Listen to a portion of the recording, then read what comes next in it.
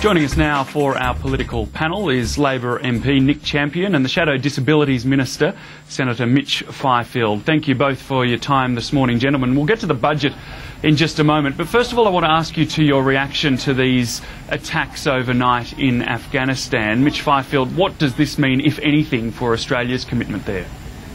Well, I think that the first thing which we have to acknowledge is that this is just awful, and we should never lose sight that this is more than just a news story, that these are real people whose lives are being shattered and destroyed. And I think it just underlines again the importance of the work that we're doing in Afghanistan to give that country an independent security capacity, and also the importance of the development work that we're doing to improve the quality of life of people in Afghanistan. There remains a lot of work to do, and we should remain the course. Nick Champion, any thoughts? Well, these attacks, of course, are regrettable and of concern, but I think the most important thing is that we see Afghan National Army troops securing the capital against these insurgents, and that's really what we want as a result of this entire conflict, is the Afghans themselves taking responsibility for their own security and their own governance, and that's got to be the end point. I think what we're there to do is to help them do that, to help them secure their nation and have the rule of law, all the things that Australians expect, a strong civil society and a strong government. So we're there to help them. Obviously, that's what we're going to do. Okay, well, moving to matters closer to home and the budget. We just heard that interview there with Christine Milne at the start of the show. Nick Champion, should Wayne Swan be worried about these Greens' threats that they'll fight any cuts to the public service or to research and development or family benefits and the like? Well, look, I think there's a time for Keynesian pump priming of the economy, and that's during the worst global financial crisis that we've seen since the Great Depression. But there's also a time for fiscal discipline and a return to surplus. You can't be a Keynesian on the way down and not on the way back up. So I think the Greens' position is that they would probably want deficits forever. Labor's position is we should return to surplus to create the room for the Reserve Bank to lower interest rates. And it's interesting to see the Liberal Party out there, Andrew Robb, the finance spokesman, out there on radio this morning defending big bank margins, defending big bank profits, and basically operating as a cheer squad for the ANZ who have put up rates. I think that that's a pretty outrageous attempt, pretty outrageous comments. Back to the question, though. Yeah. Christine Milne was really more interested in, rather than cutting family benefits and the like, she wanted to see big business, particularly mining companies, lose perhaps some of their tax benefits. Would that be something that, obviously you can't reveal what's in the budget and you probably don't know, but would that be something that would be worth talking about? Nick Champion? Well, the Greens are an opposition party, and they're a party of the Senate, and that's where they should remain. I think they're entitled to their views, but I don't agree with them. The Labor government will frame a Labor budget for Labor, Labor priorities and for the national interest, and that's what we're intent on doing. We're intent on getting people back to work. We're intent on building the country with infrastructure like the National Broadband Network, and we're intent on returning the budget to surplus to create the room for the Reserve Bank to lower interest rates, because that's what people on the main streets of Gawler and Elizabeth and places that I represent need. They need an interest rate cut, and they need a company tax cut. So that's what the Labor government's intent on doing. Yes, Mitch Fifield, on that company tax cut, we heard Senator Milne there saying, that she stands by the Greens' commitment to try to block these tax cuts for bigger business. This is, of course, associated with the mining tax, which the Coalition opposes, but Mitch Fifield, I can't imagine the Coalition would side with the Greens on this one. Oh, look, we won't be taking advice or guidance from the Australian Greens, David. I've got to come to where we started, though. Stop the presses. The Australian Greens oppose a balanced budget. No surprise there. Nick Champion said that the Greens were a party of opposition. Not true, Nick. They're part of the formal governing alliance. And Christine Milne's, killer point today was that the opposition should create some space for the government to reconsider their commitment to a budget surplus, that we should provide some cover for them to break their election commitment. It was their commitment to get the budget back into balance in 2012-13. No one held a gun to their head. It was freely given, and they should repair the budget. They damaged it. We would never expect the Australian Greens to support them in repairing it, but the government should stick to their commitment and balance the budget. Yeah, Nick Champion, what do you make of that accusation that Tony Abbott was to blame in some way for the government's hardline stance, hardline commitment to a surplus?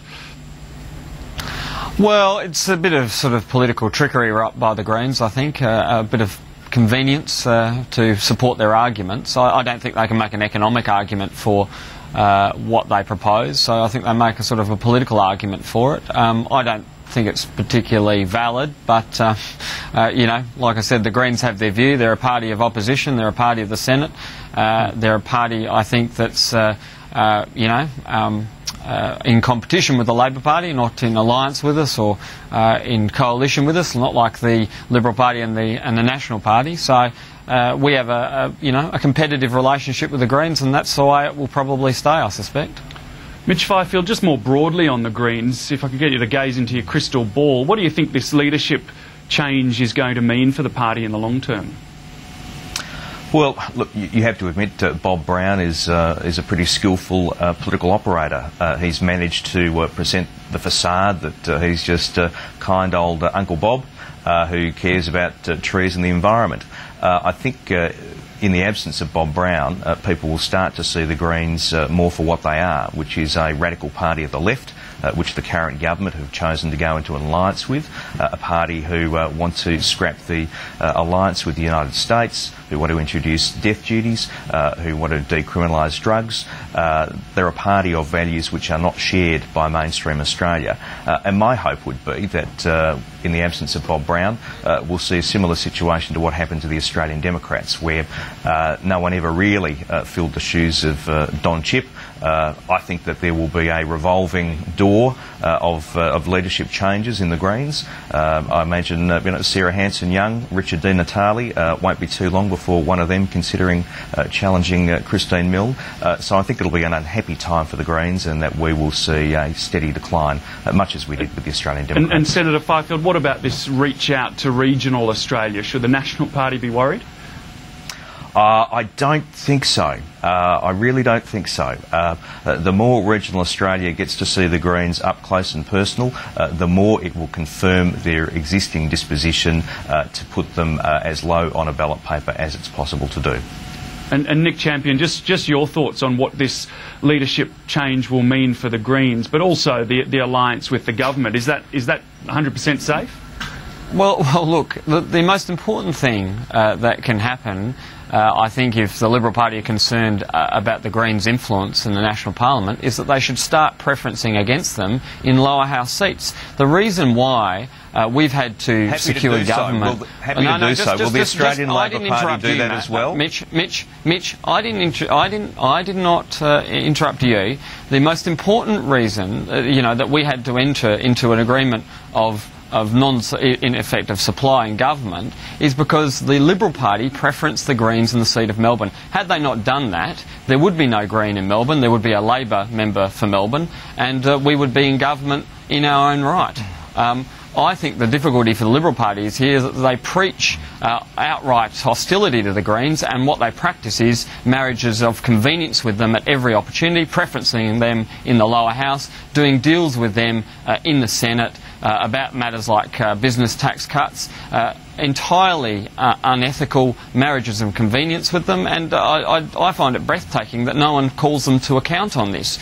The Labor Party is intent on, I think, bringing a progressive attitude to government. We want to govern for working people, working families in this country. The parties of opposition, the Liberals and the Greens, do everything they can to play in a partisan way and to prevent that happening, and it's in their political interest to do so.